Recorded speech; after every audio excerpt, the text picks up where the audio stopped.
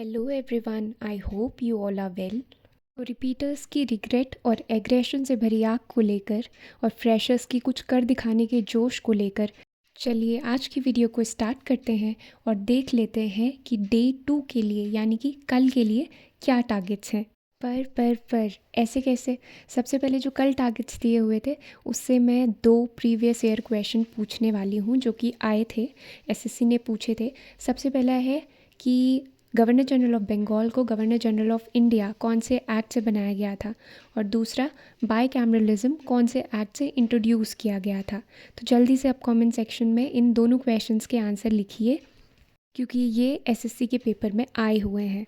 तो सबसे पहले बढ़ते हैं मैथ्स के स्लॉट की तरफ, जिसमें कैलकुलेशन वाले सेक्शन में टेबल्स याद करनी है 1 to 25, स्क्वायर्स याद करने हैं 1 to 30 और नोट्स बनाने हैं और रिवाइज़ करना है उनको रेशियो एंड परसेंटेज के चैप्टर्स का।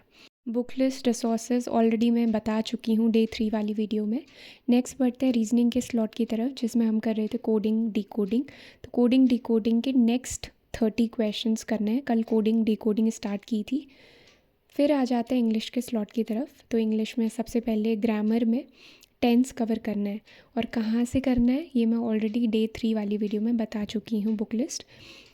नेक्स्ट बात करते हैं वोकैब की। तो वोकैब में सिनोनिम्स कवर करने हैं 11 to 25 और वन वर्ड सब्स्टिट्यूशन भी कवर करने हैं 11 to 25। अगेन इसकी भी बुक डे 3 वाली वीडियो में मैं ऑलरेडी बता चुकी हूँ।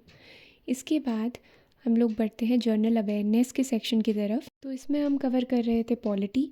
डे 1 में एक्ट्स को कवर कर लिया था। अब डे 2 में making of the constitution and constituent assembly ये कवर करना है, and sources of the Indian constitution तो ये कवर करना है। इनमें से भी क्वेश्चंस बनते हैं और ये जो मैं टॉपिक्स बता रही हूँ ये बहुत ज़्यादा इंपॉर्टेंट टॉपिक्स हैं।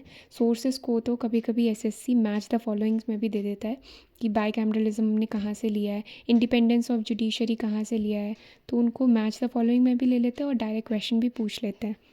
ये बहुत ज़्यादा इम्पॉर्टेंट है, स्किप नहीं किया जा सकता। तो ये सारे टारगेट्स हैं कल के लिए यानी कि डे 2 के लिए। आई होप आप सभी लोगों ने डे 1 के टारगेट्स को अच्छे से कंप्लीट कर लिया होगा, और अगर नहीं किया है तो आज रात 12 बजे तक जल्दी से जल्दी इसको कंप्लीट कर लीजिए, क्योंकि 125 डेज़ के अंदर हम लोग ना सिर्फ अपना सिलेबस कंप्लीट करने वाले हैं but at the same time उसे रिवाइज़ भी करना है, और अगर नहीं किया तो फिर कहीं ना कहीं हम बाकियों से पीछे रह जाएंगे, इसीलिए जल्दी से कीजिए।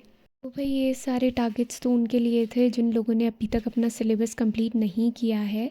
अब जिन लोगों का सिलेबस कंप्लीट है बस रिवीजन करना है और प्रैक्टिस करनी है, वो लोग जिसमें मैं भी इंक्लूडेड हूँ। मैंने भी रिवीजन के अपने टारगेट्स मिलते जुलते रखे थे जो सिलेबस कंप्लीशन वाले टारगेट से हैं। तो एज़ यूजुअल सबसे पहले इंग्लिश का स्लॉट था 1 घंटे का मेरा, जिसमें मैंने वो कैब कवर की थी इस बार किरण की बुक से। मैंने इसके नोट्स भी बनाए हुए हैं ऑल दो, पर किरण से भी जो प्रीवियस ईयर थे मैंने वो रिवाइज़ किए। बाकी ब्लैक बुक का भी यूज़ कर सकते हो, ब्लैक बुक भी काफ़ी अच्छी है जो कि सिर्फ वो कैब पे बेस्ड है। इसके बाद ग्रामर पोर्शन में मैंने भी टेंस कवर किया। अच्छा हाँ, एक चीज़ मुझे और शेयर करनी थी। जो टेलीग्राम ग्रुप है हमारा, उसका जो लिंक है वो एक्टिव नहीं हो पा रहा है हर वीडियो में।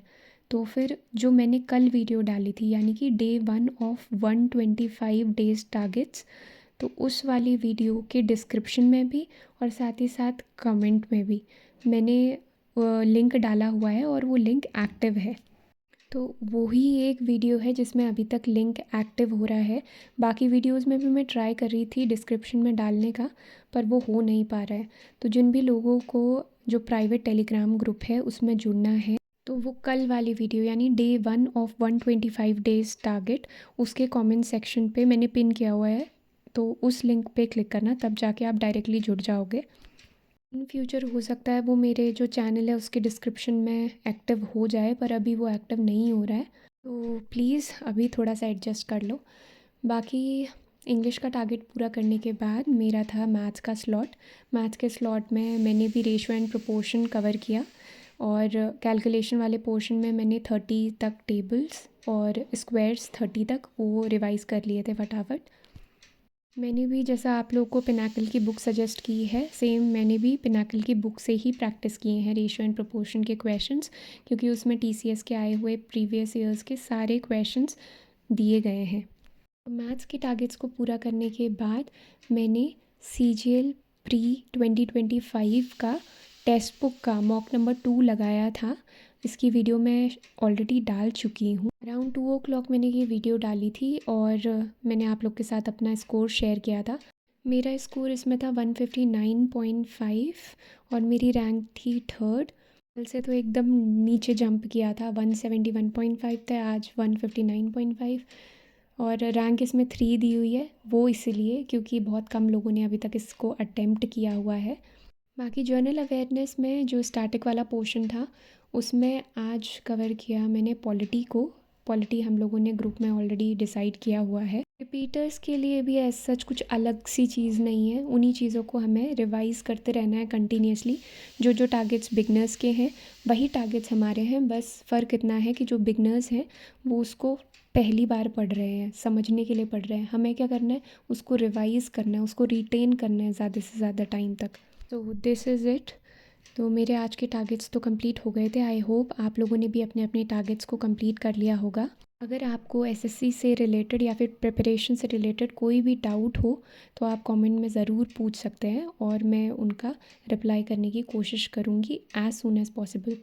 बस अब वीडियो को यहीं पे एंड करते हैं और कल मिलते हैं टारगेट्स को कंप्लीट करने के बाद।